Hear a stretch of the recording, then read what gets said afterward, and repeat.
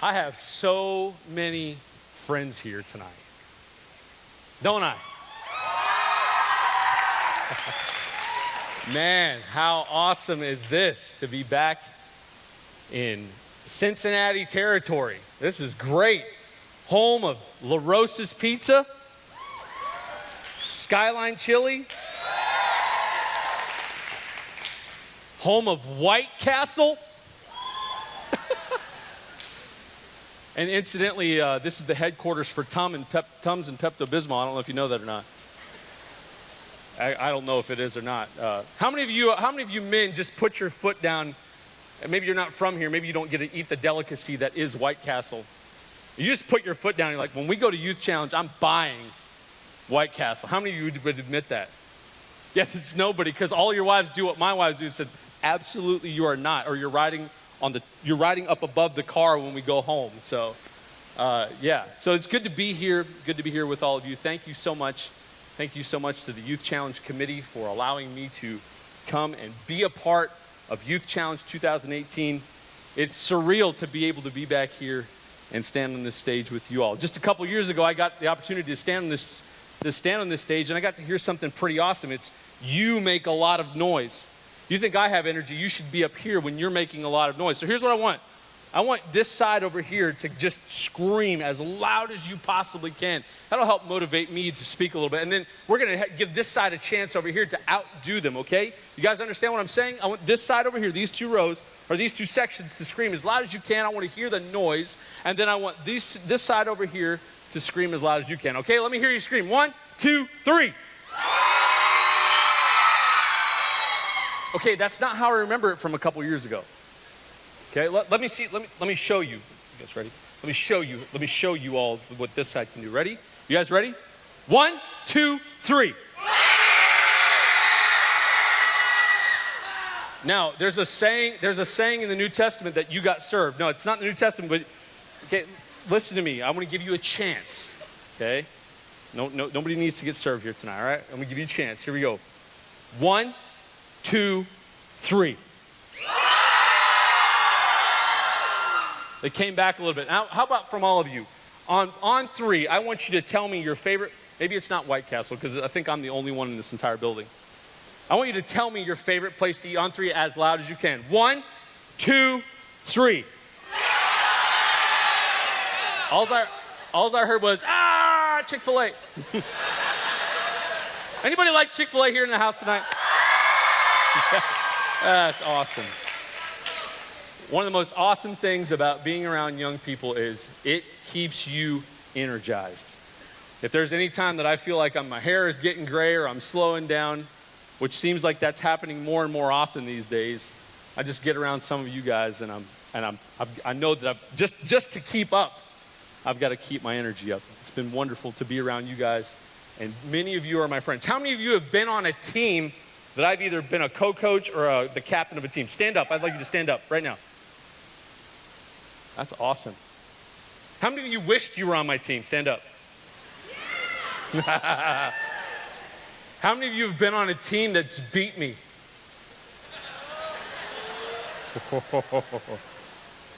Lucky. You got lucky. Yeah, it's been awesome to be around youth, young people, and see so many friends of mine, people from North Carolina where we just moved, and so many friends from Hope Sound. It's wonderful to have you all here with us tonight, and it's wonderful to be able to talk to you. As I've been around young people, I've noticed that you young people have a whole list of fads, a whole list of things that you guys get involved in. And I brought some of them here tonight, and I want to show you some of the things that you get involved in, and I want to see if you'll help me take part in this. I brought some props with me tonight. Am I allowed to use props? Okay. There's something that you young people do, and it's kind of annoying, honestly. Because you guys drink half of a bottle of water. And then you throw it in the air. Now, you don't throw the entire bottle of water in the air. You don't throw the water itself in the air. You throw the bottle in the air and hope that it lands upright. How many of you know what the bottle flip is? Do I have any bottle flipping pros in the house? I should be careful how I say that. Do I have any bottle thrower upside down or pros in the house tonight? I see one. Okay, Kent, is it Kenton? Come on up here, man. I see one in the back there. Come on up here, young lady. Yep, you raising your hand. Yeah, you. Raising your hand. Yep, come here. Quickly, come up here. I need two more. Right back here, the guy in the orange shirt with the sleeves and the glasses. No, the guy right beside you. Yep, him. And then I need another young lady. I need a bottle flipping pro. Right there. Yep. Is that Sophie? All right, Sophie, come on up here. Here's what this is. Come on. Yep. Come on right up. Come right up the front stage steps there. Yep. Right here. Right up the steps. Yeah, I know it's really confusing. Please don't fall. Okay, here's what we're gonna do. We're gonna give away some YC Cafe money. How about that? Give away some YC Cafe money. Here's what I want you to do. Okay, you each are gonna take the bottle. You're gonna open the lid, and you're gonna open the lid. You're gonna drink as much of it. You can take one drink. That's it, just one. One drink. You can look at how much is in there. If you need to spit some back in, it can go like that. And then you got to screw the cap on it, throw it in the air, and if it lands upright on the table, I'm going to give you $20 of credit at YC Cafe. If it lands upright on the table, first shot. Okay? All right, everybody got your hands on the cap? Okay, open them up.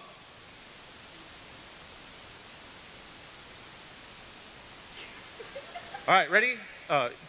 Katie, is this really? This is what the women do. I can't open this. And the men. Thank you. Oh. All right. That good. One hand. All right, ready? Here we go. Bottoms up. 1, 2, 3. Okay, you got to be your final drink, right? Like, don't put the bottle down. Okay. Oh wow, this is gonna be a problem. Sophie, I would empty the bottle. Actually, go ahead and drink some more. Go ahead and drink some more. I want to get this right. Sophie, if you need to take a break, you can. Yeah, that's all right. Go ahead and drink some more. You think that's what you want? Okay. Okay? Screw the cap back on. Okay, we're gonna do this. Guy, girl. We're gonna start right down here. So, ladies, gentlemen, can you step aside here? I want to give him plenty of space. Step aside here. Yeah, put the cap back on. Don't do what you did to me earlier. No, hold on. We need to give him plenty of space. Step over here. All right, here we go. Ready? All right. Does he have any love in the house tonight? Here this is for $20 of YC Cafe money. Ready? 1, 2, 3. Now, for all of you that are in the house that don't know what you're trying to do, who are over the age of 40 probably, okay, you're trying to throw this up in the air and land it like this, upright on the table. You understand what's going on? All right. So you're a no. You win a free water. You can go right off the side there. Okay. All right. Next. All right. How about this young lady? Go ahead, Katie. All right. You can give it up for Katie.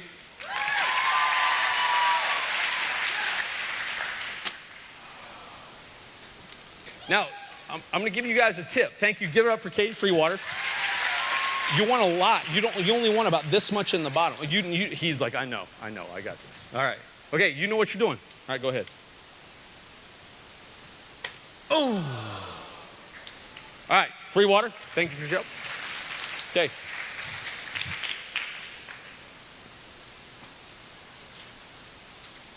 Oh. Give it up for my volunteers.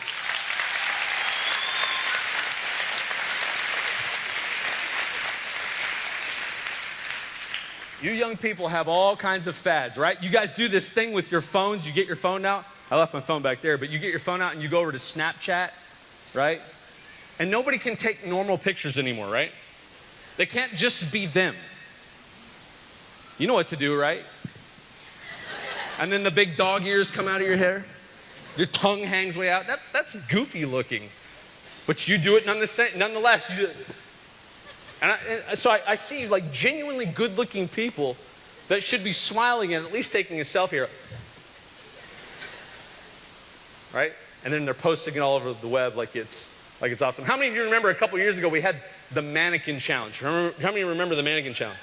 Yeah, you know that they'd get a video camera and they'd go into a place that was supposed to be It was supposed to be lively and, like a school or whatever, and they just film. And as they filmed them through the process, people would just be standing still, posed. Whatever they were doing, drinking water, jumping up in the air, whatever it was. And they would make this whole silent film of all these people frozen in place.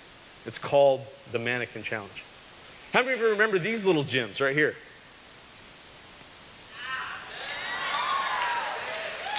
Now, how many of you have one of these? Raise your hand. Oh man, this thing is brand new out of the package. But it's from like a gas station or something, so it won't spin very long. I actually have my very own. It's genuinely my fidget spinner. Okay, that bad boy will spin. Look, I didn't even touch it and it's spinning. That's how good it is.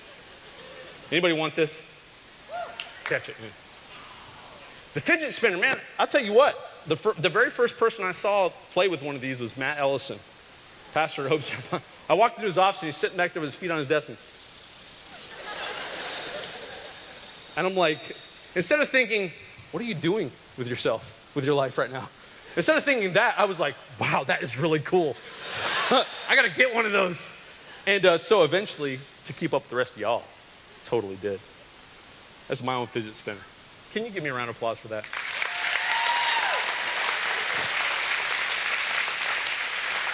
If you want one of these fidget spinners, you can go talk to, is Josh Cravens in the house tonight? Josh, does GBS have some of these fidget spinners? You can go buy, if you talk to him, maybe he can get one in the mail to you. I think they had a big bag of them. You know, it's one of those deals where when another Bible college gets on I can say this, I don't work at a Bible college anymore. When another Bible college gets ahead of you on the curve and they do something, you're like, oh man, that's such a good idea. And then somebody says, hey, we should do that. Not a chance. Not a chance. But I got my very own fidget spinner. You know, a while back there was this craze that picked up, and it wasn't new like a fidget spinner. It wasn't new like the Mannequin Challenge. It was something that was like retro. How many of you like retro stuff? Yeah, it's retro. It kind of came back. They had these, it was they had these things, they're square, and they have a bunch of different colors on them, and they came back like in a blaze of glory. Like I was around Hope Sound Christian Academy one day and there was none of them. And then like the next week, it seemed like everybody had one of these. How many of you know what I'm talking about? How many of you ever played with a Rubik's Cube? How many of you own a Rubik's Cube? I've got a couple of these.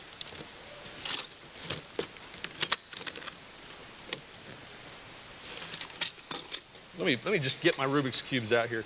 I want you to see them. They're all solved, they're ready to go. They're nice. I brought these things just for you because I wanted you to have a chance. To see these Rubik's Cubes. Look at them. How many of you are pros at solving a Rubik's Cube? Like you are so good. Okay, I see there are a couple of people that are like, I am good. I am good. Right? Because this is not something that it's not something you're average at. Either you know how to do it or you don't. Okay, so I need 3 people. Okay, I know that he is good because like 9 people pointing at him. Come here. Yeah, you come here. Okay. I need a girl. Is there a girl? Yeah, come here. I want you to come here. Yeah, come here. Come here. And then, Shirk, come on out, man.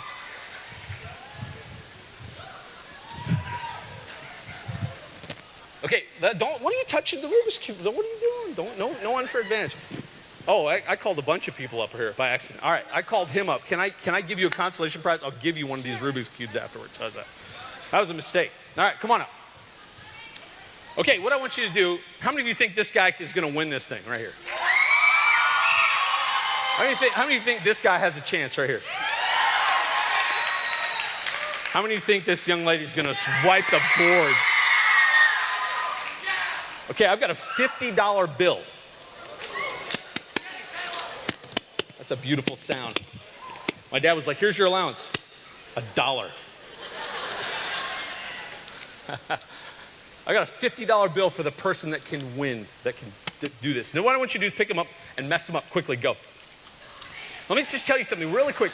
Dominate him, I love it. Let me just tell you some facts you didn't know about the Rubik's Cube. First of all, there are only 6% of the people in the world that can actually solve a Rubik's Cube.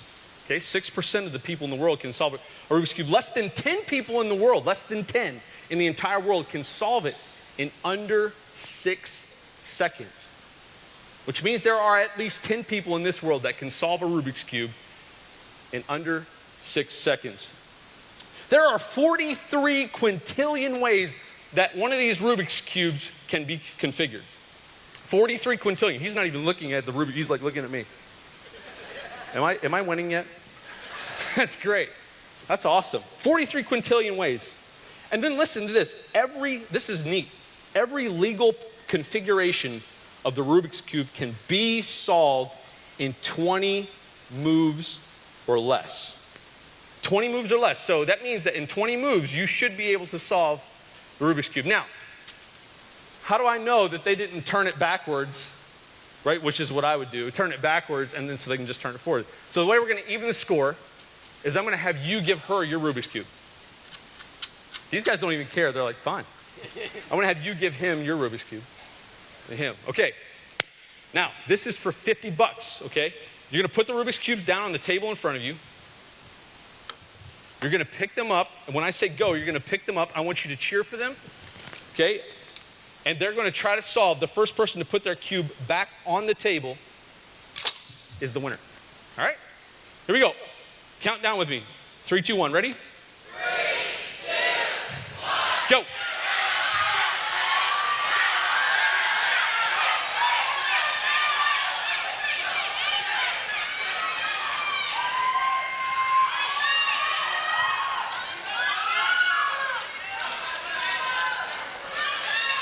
She's got one side solved.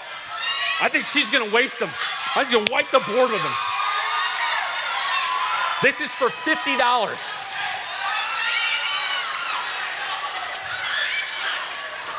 Oh! Woo!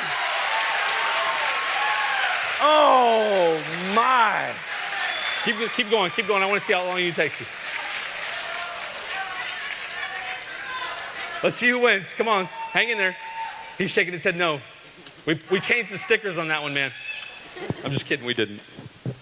Keep going, you can do it.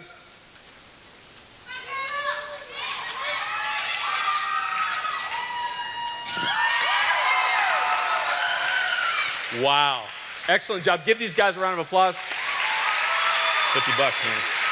Thank you so much. You can go ahead.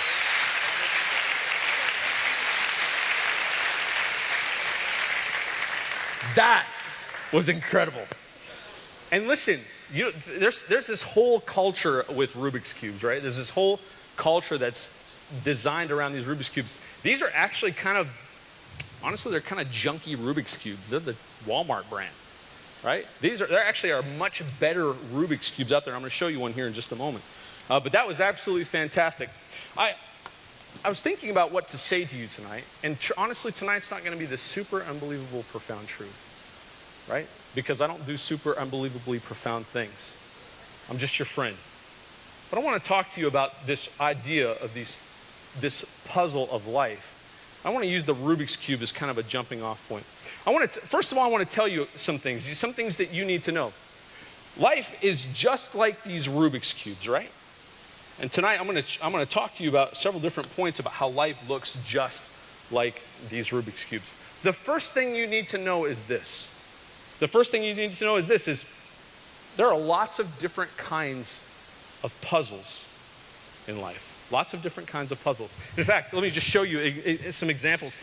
Look at this puzzle right here. Look at this one. Let's see here. What do I got here? This right here. Look at this. 2 by 2. Right? Pretty basic, right? Reminds me of some of you guys. Eat, sleep. Food, girls. Eat, sleep, food, girls. Eat, sleep, food, girls. Eat, sleep, food, girls, right? Kind of basic, right? 2 by 2. That's pretty cool. Let's see what else we got in here. This right here reminds me of some friends that I've had. Just complicated. Crazy complicated, right? Just look at that. Just look at it's octagon. It's all over the place. It's just complicated. Right? It's just unique. Lots of different types of puzzles. What else do I got in here? Oh, look at this one. Look at this one. This is called the speed cube. This is the one I was telling you about. This is a pro's Rubik's cube, right? They've actually taken the edges and they've rounded them off so that you can spin it really fast. And they actually oil these things so they can spin them really, really fast. Okay, that's a speed cube. Reminds me of some of you guys that kind of have it all together. Kind of got it all together. And in your life, just, man, you click right through stuff, just boom, boom, boom, boom. It's pretty awesome. Okay, what else do I got? Oh man, look at this. I have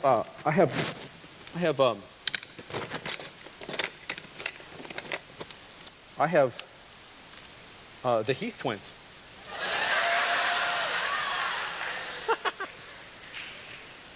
Just pretty generic Rubik's cube. No, I mean I say generic. I say generic. You know, they're not the same. Wow. I better get ones that are the same. They're pretty close to it. I've got this one here. That's a pretty basic Rubik's cube. I've got this one here. Look at this one right here. Check this Rubik's cube out. Look at this. You might say, well, that looks like a basic Rubik's cube. But yeah, but check this out. Look. Isn't that crazy? It's flat. Isn't that wild? You know, reminds me of some people I've met that on the outside they look like they've got it all together, but really they're kind of just a pretty two-dimensional person. It's kind of basic. Right? I'll turn that sideways so that you can see it. Oh man, check this one out. Look at this. Bam. Completely silver and oblonged on its sides. Check that out.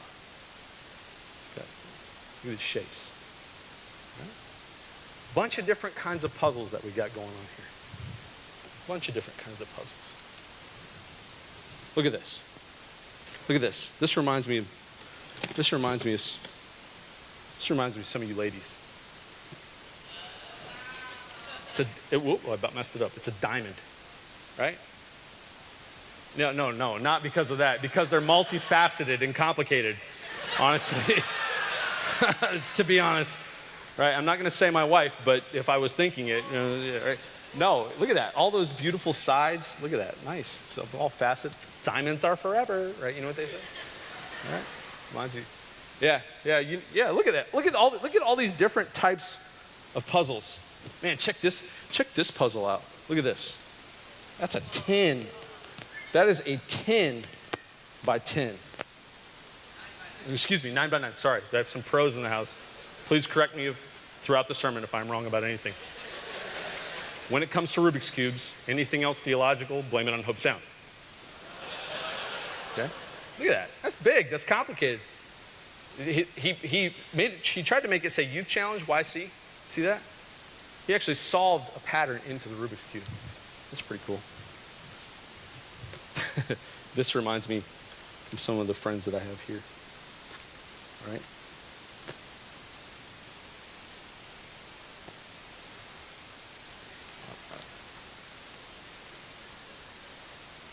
You guys are so unique, right? You guys want to be different. You guys are the people that have cats. And you like that. You are totally okay with there being a big group of people and you not being anywhere near that big group of people. All right? You are this kind of thing right here, you only came because one of your friends threatened to kill you if you didn't, okay? You don't do youth challenge, you don't do stuff like this. Look at all these. There's all these different types of puzzles, right? All these different types. I'm going to put them out here so you can see. I've got one more puzzle here. And, as I said, eat, sleep, girls, food, right, the whole process. This is the one that this is what you girls remind me of. That's literally connected. It is solvable. I've seen pictures of it being solved. Isn't that awesome? What I love about Youth Challenge is this and this. Da dun da dun. Da dun da dun. Da dun da dun da da da. And you know what? This one never solves this one.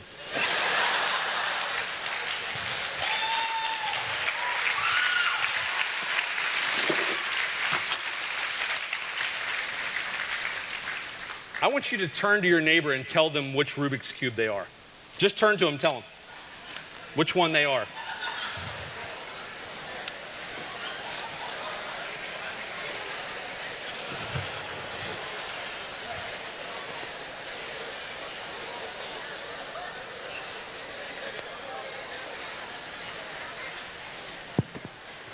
The thing I love about a Rubik's Cube, I said tell them which Rubik's Cube they are, not give them your phone number. Man, you guys are like, got all social there for a second.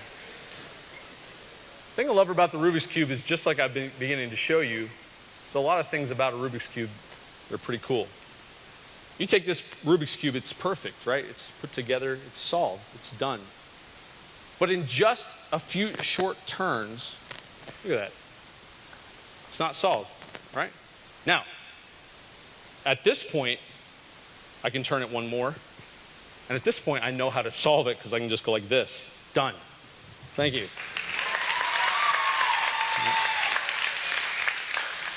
Few short turns. I'm going to try a little harder one. I'm going to turn it sideways, then sideways. Then I turn it back, and turn it back. Done. Perfect. Yeah, that's great. But honestly, that's where my skill set ends. Like I'm actually incapable of solving a Rubik's Cube. If you gave me $1,000, I'm in fundraising right now, and if you told me, I said, I'll give your organization $1,000, I'd try it. And I'd sit here all night long and try to figure it out, but I cannot, for the life of me, solve a Rubik's Cube. A few short turns, and something that's put together, something that's the way that it's supposed to be, very quickly, it's out of shape. It's out of kilter. It's messed up. It's mixed up. It doesn't look the way that it's supposed to. A few short twists and turns, and something that was solved is now extremely puzzling to a guy like me. The reality is that the truth is there are multiple ways to solve this. I told you a few minutes ago that there are 20, from right here, there are 20 different. You should be able to solve this in 20 steps or less. In fact, Warren could probably get up here and look at this, or not, excuse me, not Warren. Daniel Shirk could probably get up here, the guy who won, could probably get up here and look at this thing and it would be solved, right? The reality is there are ways that this can be solved. There's multiple ways that it can be solved, but when it's solved, when it's all done, guess what? It's going to look one way. It's going to be red, white, orange, or blue, or in this case, hot pink, bright orange, neon green, baby blue. Whatever color it's supposed to be, when it's all said and done, when this puzzle is solved, it is going to look one particular way. No matter what you try to do to solve it, no matter what steps you take to solve it, no matter what process you go through to get this done and get this right, at the end of the day, it's going to look one particular way. Now, something that I did not know about the Rubik's Cube that maybe you do know, but I found extremely interesting is this. When you're solving a Rubik's Cube, the truth is that there are some constants. Okay? There are some things, some verifiable truths about a Rubik's Cube that every person who solves Rubik's Cubes know. In fact, maybe you didn't know this, but I'm going to explain it to you tonight. In the center of this Rubik's Cube, maybe you can see this. Can you show this on the screen? The center of this Rubik's Cube is orange. Guess what? That is always going to be orange. It's always going to be orange. The center of this part of the Rubik's Cube is going to be green. It's always going to be green. This will never change. This side will always stay green. Guess what? This right here is always going to be pink. This is always going to be yellow. And this is always going to be white. There's some constants. When a person picks up a Rubik's Cube, you watch them, the people that know how to solve, they pick it up and they begin to look and they find out what colors are on which sides. Because the reality is that every time you pick up a Rubik's Cube, there are some definite constants about, some verifiable truths about that Rubik's Cube that can be solved. Now, you don't have to know how to solve a Rubik's Cube. You just have to know someone that does. All right? You've had one. You bought it at a store. You're like, I'm gonna whip this thing. You got it out of the box. You played with it for a while. You put it on your dresser, unsolved, of course. You couldn't figure it out. You sat down, maybe you watched a YouTube video. Finally, you got disgusted and tired with it, and you said, I'm not doing this anymore. How many of you have got to that point right there? Can you raise your hand? You just set it down. And then how many of you had a friend that came along and picked it up and said, oh, no problem, and click, click, click, click, click, click, click, click, click. And they said, here. And you're like, oh, how did you do that? And then they go, not telling. The reality is you don't have to know how to solve this puzzle.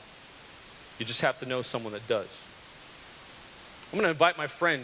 Is my friend Evan? Evan, are you in the house tonight? Can you come on up to the platform? You're going to stand right over here. Is Evan here? Evan? Yeah, come right up on over here, right up on the stage. You guys give a round of applause for Evan.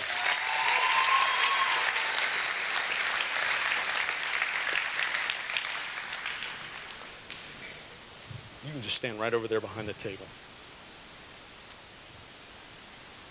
I just gave you several points about the Rubik's Cube, and here's what I want to tell you. This is not super profound, but I think it's applicable to every single young person. In this room, there are a lot of people that are represented by that table right there. In this room, I'm looking out over a variety of different puzzles. I'm looking out over a group of people whose lives are a variety of different puzzles. You're different ages, you're at different stages in life, you have different processes going on. It's a variety of different puzzles that maybe were part of your choice. Maybe it's a puzzle that's puzzling you about where you've gone to college and now you're trying to figure out how to pay for it. It's a puzzle that's puzzling you about a girlfriend that you chose and now you're trying to figure out how to please her, or whatever the case is. Maybe it's a career choice that you're thinking about, and it's a puzzling thing that you're trying to figure out about how do I get from point A to point B. Maybe you've made some financial choices and it's put you in a little bit of a puzzle. Your life is a puzzle. And the reality is that your puzzle, to be truthful and honest, is different than the puzzles around you. Your puzzle may look like this, and your neighbor's may look like this.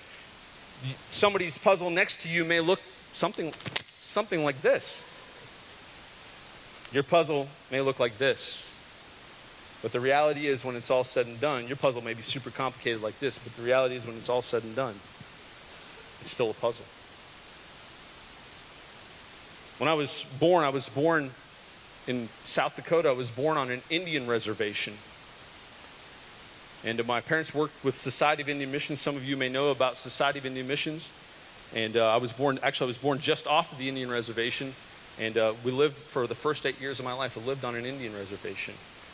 And so now since I've been gone, I tell people I'm off the reservation, and that really means exactly what it sounds like.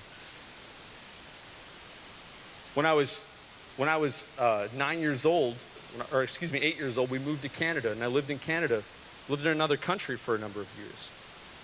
By the time I was 16, I left home and moved to Montana and lived in Montana for a number of years. And when I was 17 and a half, my parents moved back here to Cincinnati.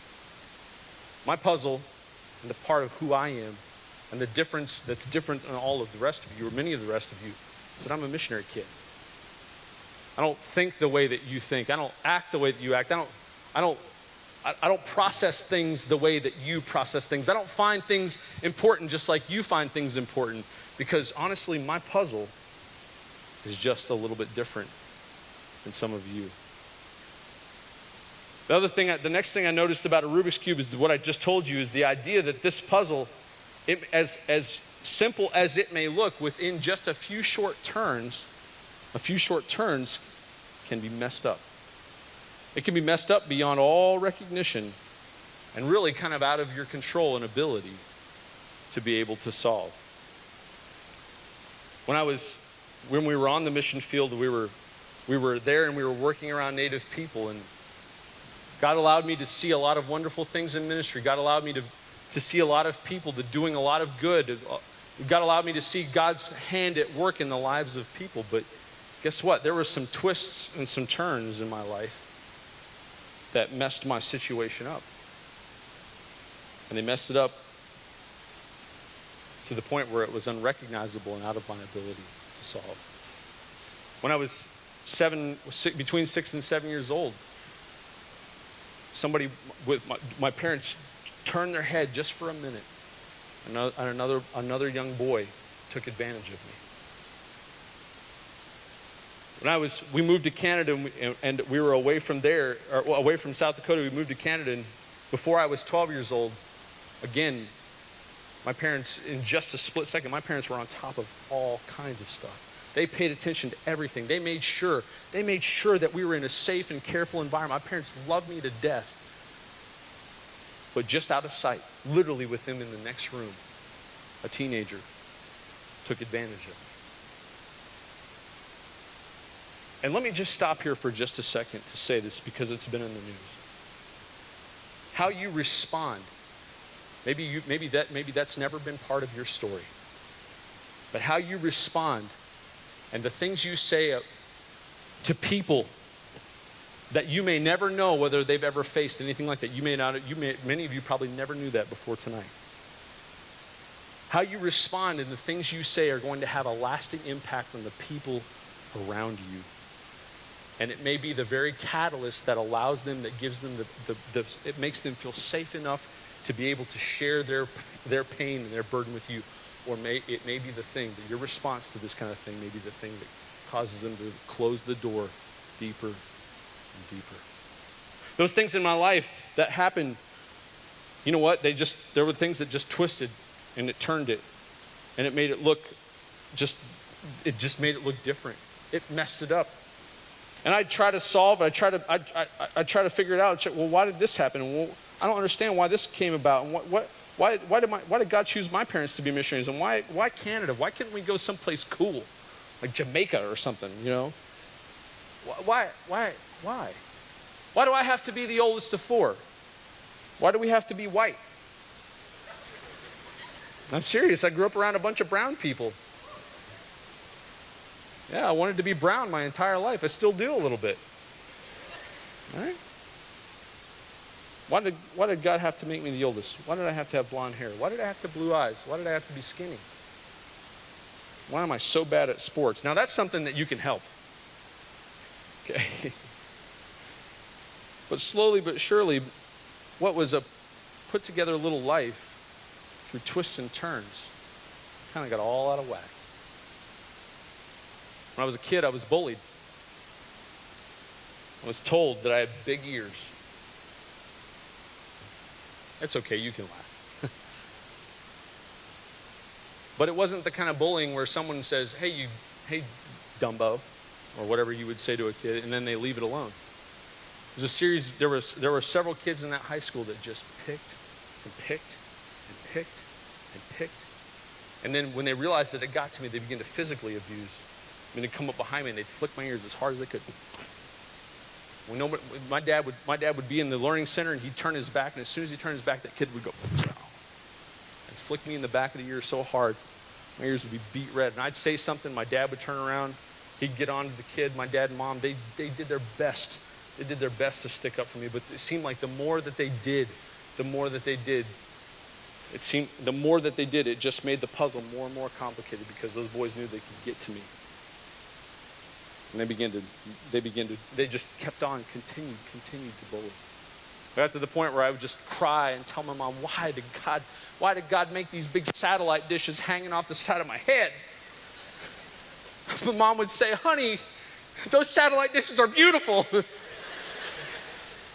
No, she wouldn't. She'd try to encourage me. My mom's one of my greatest cheerleaders. She'd try to encourage me. She'd love on me. She'd care for me. But you know what? It's those kind of deals that make the puzzle just a little more complicated. When I was 16 years old, I left home. I was at such loggerheads with my parents. I was fighting with them so much. I was so frustrated with them. I was so frustrated with their rules. Does that sound familiar, parents? Right? I was so upset. I was so frustrated. I said, I'm sick of your rules. I'm sick of this structure. I'm sick of you talking about the importance of careful Christian living and why we do what we do. I'm leaving. I'm getting out of here. And I left and joined an Allegheny Wesley Methodist school. I've got a lot of wonderful friends with the Allegheny people. but it was a culture shock. I left Winnipeg, Manitoba, and moved all the way to Montana. Got in the middle of that whole process and learned that God's got a wonderful group of people doing doing wonderful things out there, but they see the world very differently than some of y'all.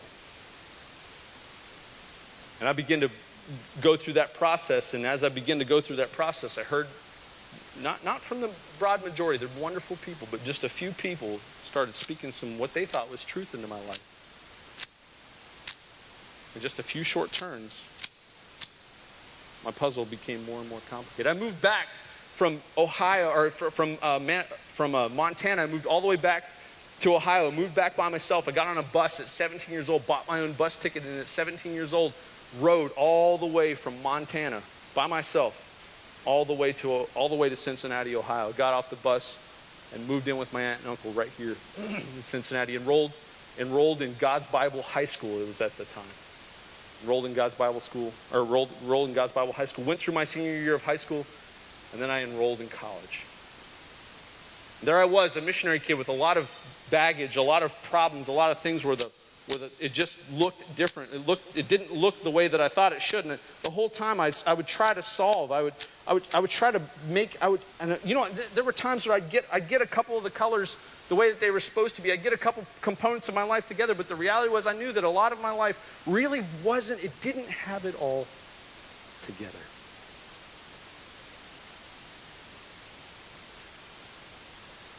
And what was supposed to be a wonderful college experience, and was.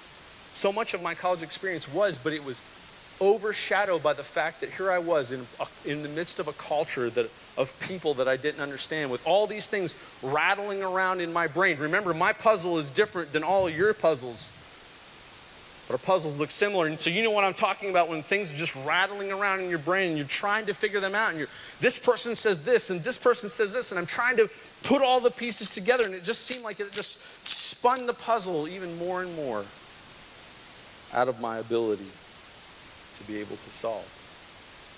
I would show up at places like Youth Challenge. I would dress like I thought I was supposed to dress, to be cool. And obviously I missed the memo tonight. Y'all are looking good in your flannel and jeans, and I'm just wearing my own thing. And if you look at the pictures of the way I dressed when I first came to Youth Challenge, you would know that I wore my own thing. And that was my idea of cool. I'd walk in and say, man, I'm cool. People would be like, you are weird, right? You know me, I'm the life of the party. I'm in the middle of the mix. And so just because people thought I was weird didn't stop me from trying. And so I'd be in there, and oh boy, I'd be able to get people motivated, and they'd be fired up, and they'd be enjoying what I was doing. But as soon as anybody else cooler came around, guess what? Like, what are you doing standing here? Step away from us, Nathan Becker.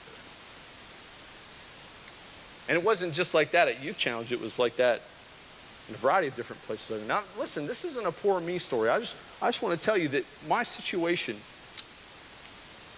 maybe at some fault of my own, and maybe at some things that weren't a fault of my own, became more and more difficult and frustrating with just a few short turns in life. Ultimately, what it ended up being was that I decided to leave and get out. I tried to change locations thinking that would help me solve my puzzle. And so I went down to Florida and enrolled in Bible college there at Hope Sound and got in the process. And guess what?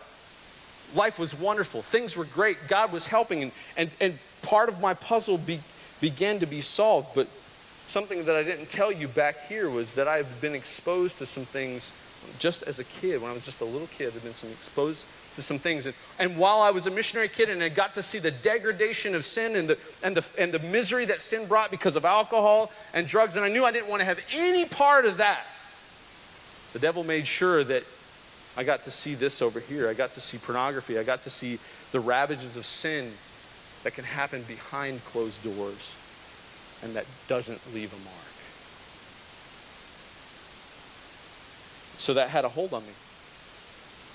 I was involved in the process. I was trying to do what was right there in Hope Sound. I was trying to live the way that I should. But the whole time I was trying to solve this puzzle of, man, if I could just get this right. If I could just get this right, I could be a better person. And I'd solve, I'd spin, I'd twist, I'd talk to people about it. And it seems like, and there were things Hope Sound helped me in so many tremendous ways.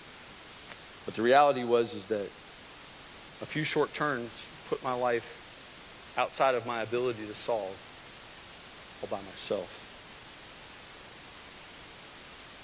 In 2007, I was at the top of the heap. I'd kind of found my niche, so to speak. The people that I didn't fit in with didn't seem to exist. It seemed like I fit in with everybody. The people that didn't want me to be around, those people kind of seemed to fade to the background. I was friends with everybody. Popularity, I had it. Was on student government the first semester that I got there. Next semester, actually, after the first semester I got there, I came here to Youth Challenge and did something in an afterglow, and boy, that just seemed to kind of set me on the road to being connected. Went back to Hope Sound, and it just seemed like popularity grew, and next thing I know, I was the student government president. That year, I said, man, I'm going to try out for quartet. And I got in. I made it. You probably never heard me sing, and if you did, you'd know that they were desperate for a bass that year. I got in. I made it. The whole time in the background of my mind, still trying to solve, still trying to figure it out, still trying to solve. Because of some poor choices that had everything to do with my background and all the things that I put in. Even though I had presented a good front on the platform, a good front on stage, a good front to the people around me, even though I did that, the reality was I was back here trying to solve. I was all by myself, trying to figure it out, trying to make this look like this. And it wasn't happening. Because of some poor choices. I'll never forget Brother Stetler calling me into his office. I sat down across that big desk from him, and I'll never forget it. Long as I live, he looked at me and he said, Nathan, I know about, and he began to name things. He said, I know about this. I know about this. Well, that's true. Somebody told you, that's why you know about it, right? And he said, but also I know about this and this and this and this. I feel like the Lord showed me these other things. That's true, isn't it? And I sat back in my chair because nobody knew about these other things. And Brother Stetler was kind, but he was firm. He was kind to me, but he was very, very, very blunt with me. He said it exactly how it needed to be said. And by the time it was done, he was weeping, he was crying. And if you know anything about Dan Stetler, when he's thinking about something, when he's mulling something over in his mind, he turns his hands on the outside like this, and he puts them right here on his hips, and he just looks back. And that's what he did that day. When it was all said and done, when the conversation was over, when I was done pouring my heart out and telling me exactly what it was and exactly my frustrations and exactly why I couldn't figure it all out and exactly the Holy Ghost, confessed it all, laid it all out there in front of him. I'll never forget, he put his hands on his hips like this and he leaned back and he said, you know what? He said, you're going to have to go home. I'm letting you go. He said, but I want you to know something, Nathan. He said, I don't believe for a second that God's done with your life. And if God's not done with your life, then Hope Sound isn't done with your life. And so here's what I want you to do. And he laid out a process where I could go, I could get my life straightened out, and I could come back. You see, that's the thing about a puzzle.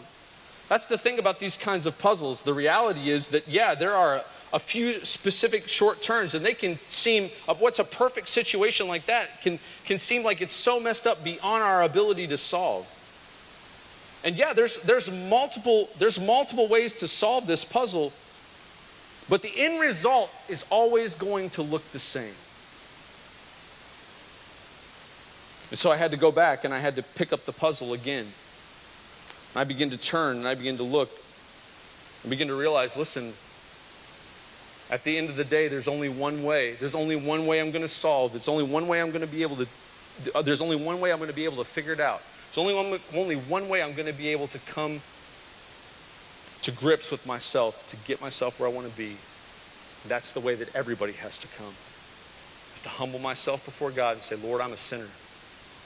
Lord, I need you. And I remember rolling out on the side of my bed, bowing my head and praying and saying, Lord, would you forgive? Lord, would you help? Lord, would you make a difference in my life?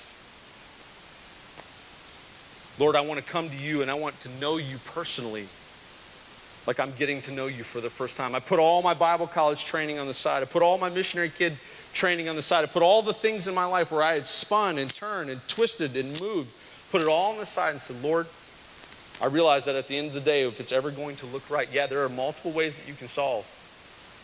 But the reality is it's going to look like me humbling myself before you and getting serious about my need for you.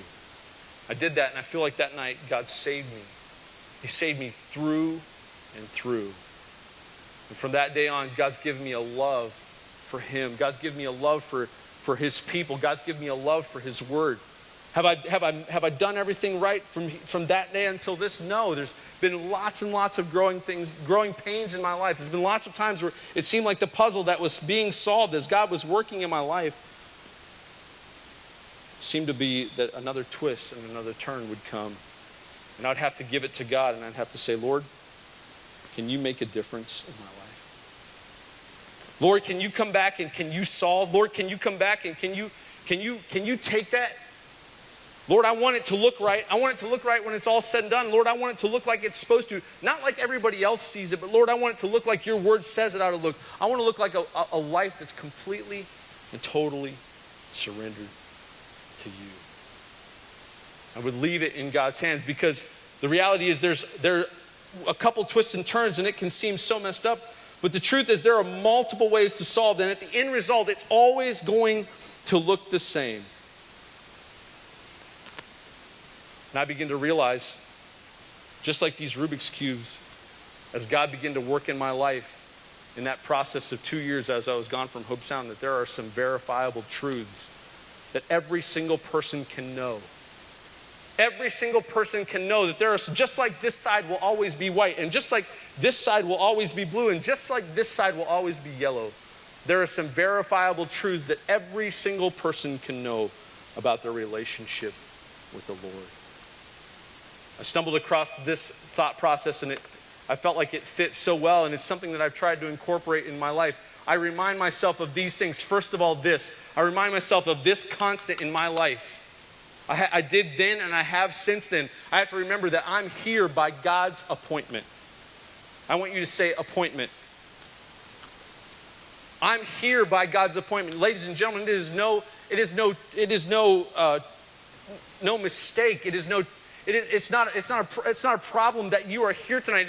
It's no accident that you're sitting here in Youth Challenge 2018. It's no accident that 12 or 13 years ago I walked through the back doors of this building and stepped into this process. God was working in my life to draw me to the process, draw me to himself. You, ladies and gentlemen, I want you to catch the idea of this constant in your life, that you are here by God's divine appointment. Number two, you're here in his keeping. God knows you. God knows your frame. He knows you even if you say, listen, I'm running as far as I can from God right now. I'm moving in his direction. God knows you, and he's calling after you. He's working to draw you back to himself. But if you do know him, I want you to catch on to the constant reality of the fact that you're here in God's keeping tonight. God knows you. Psalms 91, 1 through 4 says this: He that dwelleth in the secret place of the Most High shall abide in the shadow of the Almighty. I will say of the Lord, he is my refuge and strength. My God, in him will I trust. Surely he will deliver me from the snare of the fowler and from the perilous pestilence. He'll cover me with his feathers, and under his wings I can take refuge. 1,000 may fall at my side and 10,000 at my right hand, but it shall not come near me.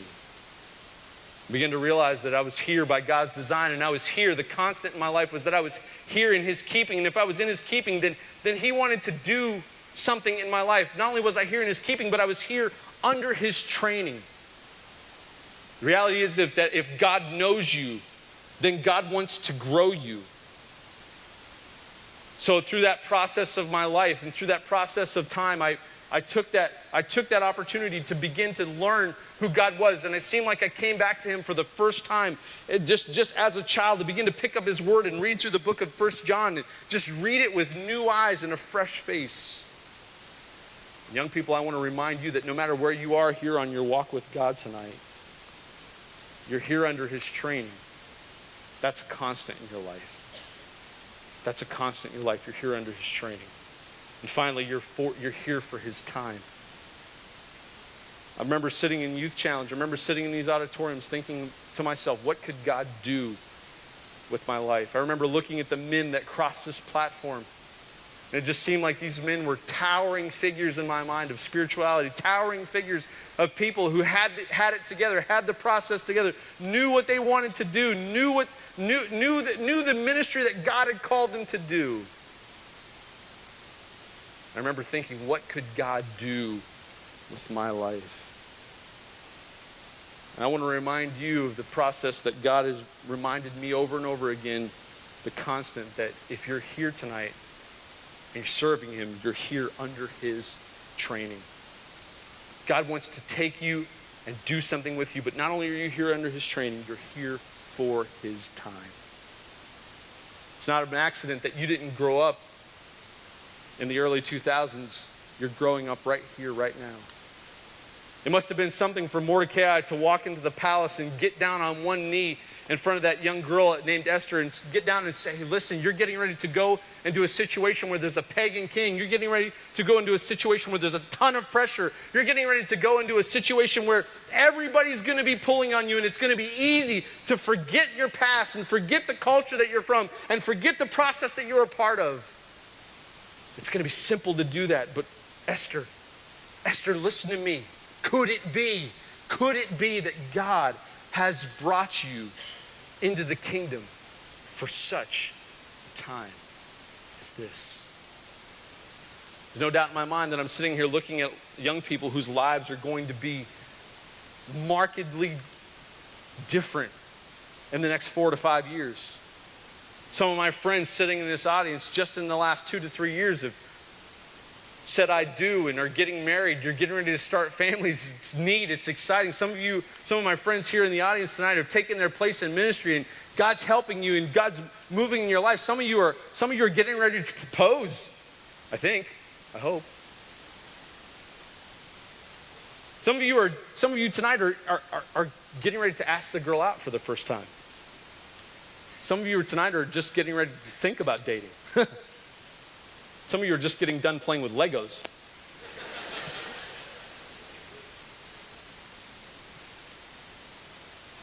What a privilege it would be for me tonight, if I could, to get every single one of you, Rylan Webb, if I could get you up here and I could put my hands in the lapels of your shirt and pull you close and say, could it be that God has brought you to the kingdom for such a time as this? If I could get you, Ashley Young, and bring you up close and get you by the shoulders and look you in the eye and say, could it be, Ashley, that God has brought you to the kingdom for such a time? Is it Tim Gessner? If I could get you and say, Tim, God's given you some tremendous talent to fly. Could it be that God has brought you to the kingdom for such a time as this? Might I remind you, Tim and Ashley, Rylan, there's some constants in your life.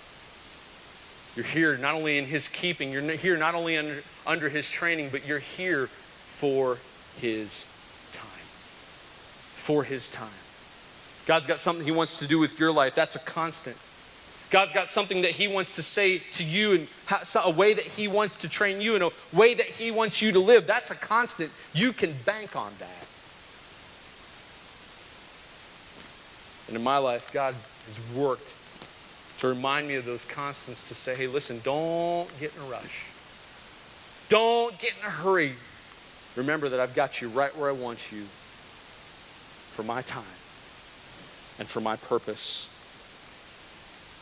The reality is that you don't have to know how to solve your life. The reality is you don't have to know how to solve your situation.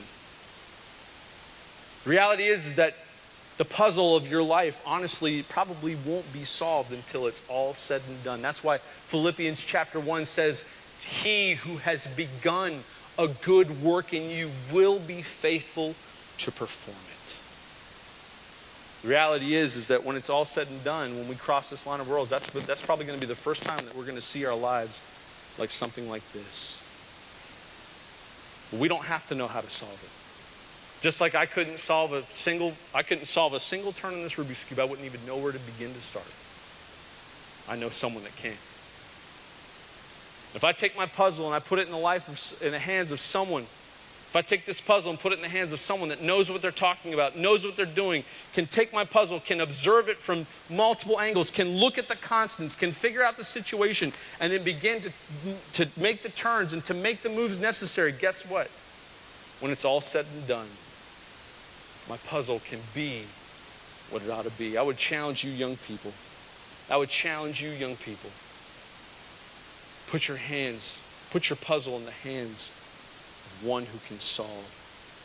Remember I know it can get messed up. I realize that every puzzle is different. I realize that every situation is different. I realize that every one of these processes look different from the other one. And your situation looks different from her situation. Her situation looks different from his situation. But the reality is that for every single one of these puzzles, there's a set of constants that are true. And when it's all said and done, the puzzle's going to look exactly how it's supposed to. Even though there are multiple ways to solve, there's one way that it's going to look. And the reality is you don't have to know how to solve. All you have to do is put your puzzle in the hands of someone who does. Thank you.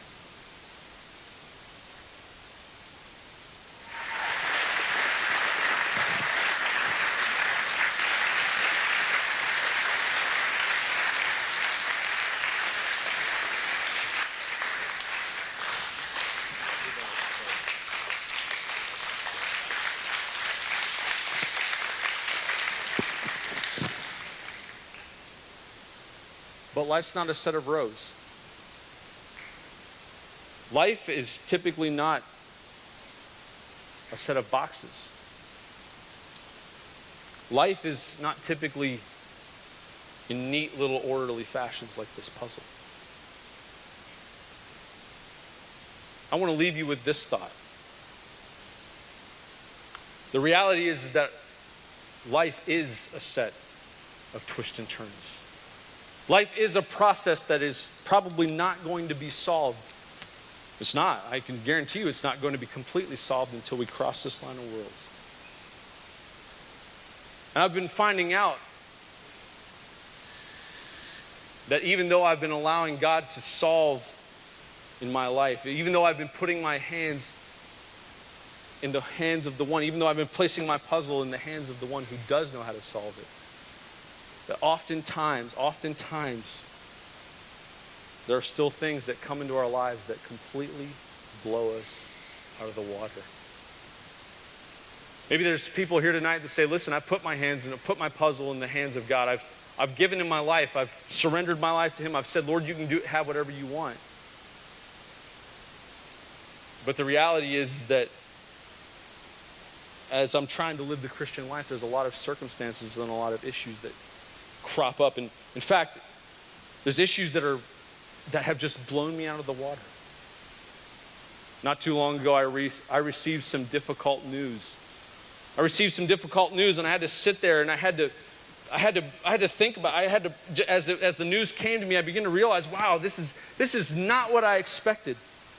I gave God my life. I've let him solve for me. I've let him do what he said he wants to do. I've let him begin the good work in me. I've let him work it to his honor and to his glory. I've recognized the constants in my life. I've realized that God could make a difference in my life. I've left it for him to solve. But as I sat there and I received that news that day, it felt like somebody took a huge hammer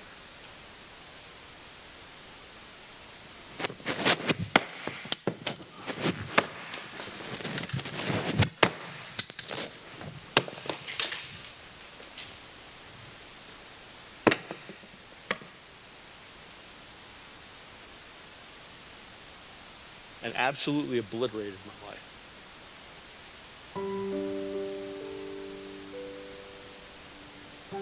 And I was leaving it in the hands of God.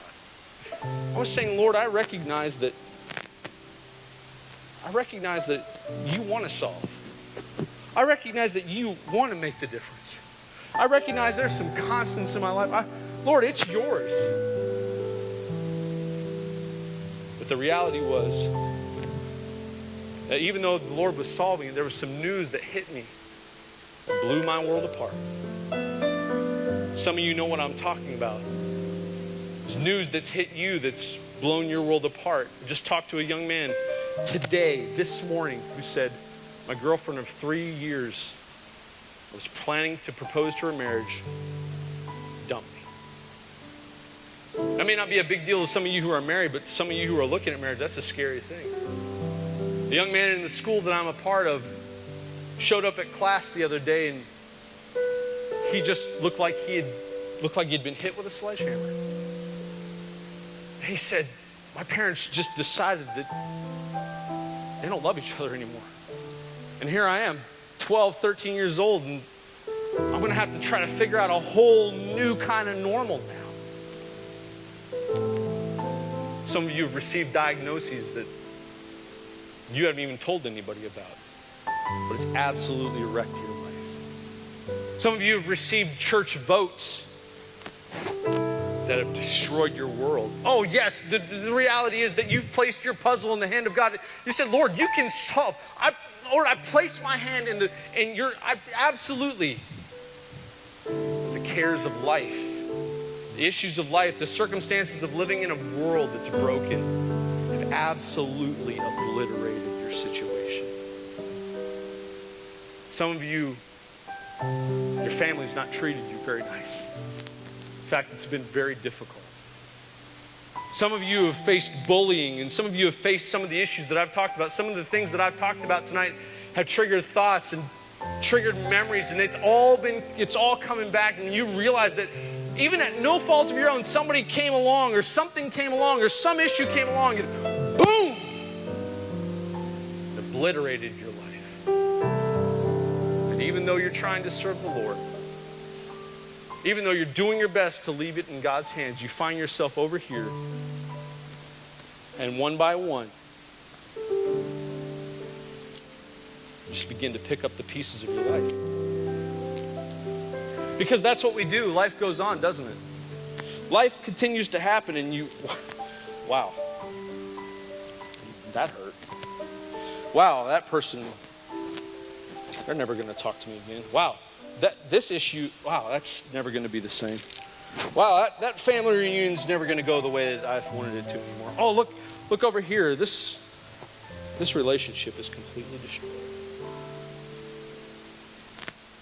All my hopes, dreams, the things that I had planned, the things that I had said that were going to be, they were just going to be this way. A little bit of information comes along, and next thing you know, your world is turned upside down. May I encourage you? We believe here, as a part of our movement, we believe in the power of the Holy Spirit. The power of the Holy Spirit in the life of an individual to say, you know what? It's not about this handful of pieces that you have. It's about the peace, the P-E-A-C, peace that I want to give. It's not about all these issues that you're going to take back to your house and somehow try to glue back together. No, this is about peace that I want to give you, that you are right in the center of my will. And even though your life seems like a handful of broken pieces, I can give you peace that passes all understanding, a peace that can rule and reign in your heart. We believe that. We believe the Holy Spirit can do that in the life of an individual if you are completely sold out to him to say, Lord, as I gather up these broken pieces, even though I don't understand, even though I can't figure it out, even though Job said, I look on the left and I don't see you. I look on the right and I don't see you. I look up behind me and in front of me and above me and below me. Lord, I don't see you. I just see a handful of broken pieces. Then Job turns around and says, but Lord, you know the way that I take. You know all of my broken pieces, and when it's all said and done, when you've tried me, I'm going to come forth as gold. When you've tried me, when you've put me through the process, when it's all said and done, when we finally reach that time, that moment when we cross this line of worlds, Lord, I'm going to come forth exactly the way that you intend for me to come on. Here's my prayer for you, young people. We hear it, but we don't hear it a lot anymore. My prayer for you is this, is that you would be so filled with the Holy Spirit, that you would find Jesus Christ to be your complete and total indwelling presence, that his love would fill you, that his Spirit would overwhelm you, the song says, to such a point where when you get those, it's not a matter of if, it's a matter of when those situations come, and you find yourself standing there with a handful of pieces. You can say, Lord, I've got a bunch of pieces. Lord, you've got the peace that I need. Let me read these scriptures to you in closing. Galatians 5:22 and 23 says, but the fruit of the Holy Spirit is love, it's joy, and it's peace. Hebrews 12 says that we should follow peace with all men in holiness or godliness without which no man shall see the Lord. John 14 tells us how that's going to happen. The Helper, the Holy Spirit, whom the Father will send in my name, he will teach you all things and bring to remembrance the things that I have said to you. Then Jesus looks at his disciples and he says, peace, peace, peace I give to you. Not as the world gives, I give. Let not your hearts be troubled, neither let them be afraid. For Jesus knew that what Romans says, to set the mind on the flesh, the pieces in our hands is death, but to set the mind on the Spirit is life and peace. How is it possible to have this peace? 1 Corinthians 14:33 says, because God is not the author of confusion, but of peace. Ephesians chapter 2 tells us that Jesus is our peace. And he's made both one. He's made it one. And he's broken down the barrier between us and given us access to God. 1 Thessalonians 5:23 says the very God of peace. The very God of peace. It doesn't say the very God of righteousness. It doesn't say the very God of holiness. It doesn't say the very God of clean living. It doesn't say the very God of love. It doesn't say that. It says may the very God of peace sanctify you wholly. And I pray, God, that your whole spirit and soul and body be preserved blameless to the coming of our Lord Jesus Christ. My prayer for you, young people, is from the book of Philippians. From the book of Philippians, it says this. It says, and the peace, not the pieces, but the peace of God that passes all understanding. Paul was praying that it would keep your hearts and minds through Jesus Christ. When it's all said and done, when the final chapter is written, I want to be able to say that I knew a group of young people that gathered up the pieces and said, Lord, I want your indwelling presence in my life. And I'm praying, young people, that would be a reality in your hearts this evening. This week's going to be a wonderful week. This weekend's going to be a wonderful weekend. We're going to hear lots and lots of compelling thoughts. And we're going to sing together. We're going to worship together. We're going to come into God's presence. It's going to be a wonderful time. But I'm praying that when you leave here, when it's all said and done, the final chapter's been written. Maybe the puzzle's not solved all the way, but you walk out of here with peace. peace that you didn't have when you came. That God would bless you abundantly over and over and over again as you allow his Spirit to make a difference in your life. Thank you very much.